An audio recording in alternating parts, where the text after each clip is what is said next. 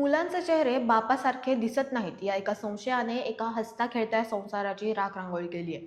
नाशिकच्या एका महिलेला पुण्यातील सासरच्या मंडळींनी असा काही त्रास दिलाय जो ऐकून तुमच्याही तळपायाची आग मस्तकात जाईल. चक्क पोटच्या मुलांची DNA टेस्ट करूनही सासरच्यांचं समाधान झालं नाही. काय आहे हे अजब आणि संतापजनक प्रकरण पाहूया. पुण्यातून माणुसकीला काळिमा फासणारी एक घटना समोर आली आहे. एका विवाहित महिलेच्या चारित्र्यावर संशय घेत तुझ्या मुलांचे चेहरे माझ्या मुलांसारखे दिसत नाहीत असा अजब आरोप सासरच्या मंडळींनी केलाय. या संशयापायी त्या माऊलींचा छळ करण्यात आला आणि तिला प्रचंड मानसिक त्रासाला सामोरे जावे लागले.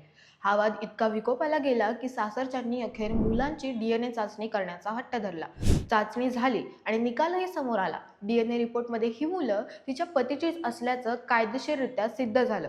मात्र विज्ञानाने सत्य सिद्ध करूनही सासरच्या मंडळींच्या मनातील संशयाचं जाळं फिटलं नाही.